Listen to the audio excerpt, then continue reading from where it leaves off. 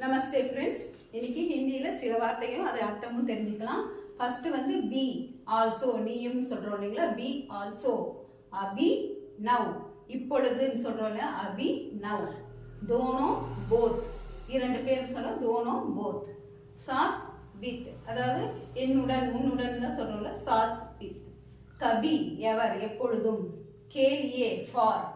Cup when, எப்பொழுது when. क्या वाट, क्यों वाई, वाई हाउ, எப்படி. சரிங்களா फ्रेंड्स? बी अभी दोनों साथ कभी के लिए कब क्या क्यों वाई. ஓகே ஃப்ரெண்ட்ஸ், இதை நீங்க பிராக்டிஸ் பண்ணுங்க. நம்ம நெக்ஸ்ட் கிளாஸ்ல பார்க்கலாம். பாய்.